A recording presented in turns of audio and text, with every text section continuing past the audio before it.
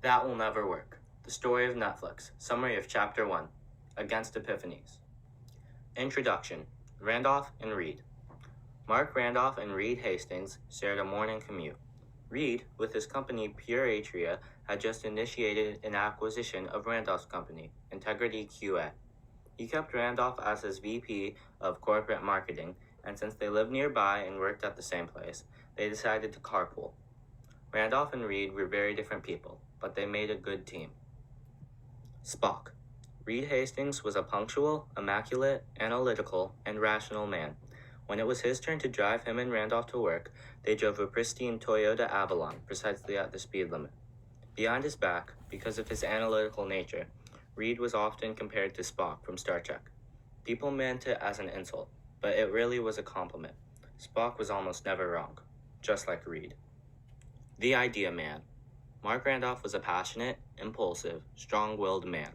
He also was a bit messy. When he drove Reed to work, it was in a beat-up Volvo with 2 car seats in the back.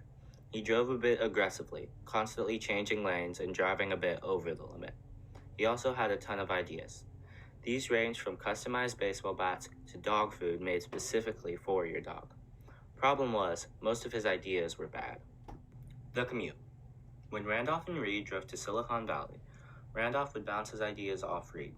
Reed was planning to initiate another merger, but this one would put both him and Randolph out of a job. After the merger, Randolph wanted to start his own business, and Reed was willing to invest if the idea was good enough. But like I said earlier, most of Randolph's ideas were bad. Reed dismissed them within 30 seconds. But one day, the skies cleared, a brilliant beam of sunlight shone down on the car, and Randolph had an epiphany. Personalized shampoo by mail. Obviously, this idea didn't become Netflix. But one of the first lessons Randolph learned was don't trust epiphanies. The story of Netflix is much longer, and much more complex. Conclusion. Marc Randolph and Reed Hastings worked together, and they also carpooled. Reed was an analytical and rational man, and just like Spock, he was almost never wrong. Randolph, however, was an impulsive, passionate man, and he had a lot of ideas. Most of them were bad, so he bounced them off Reed during their commute to Silicon Valley. Randolph thought he had found his great idea with personalized shampoo by mail, but his biggest accomplishment was just a little bit different and was yet to come.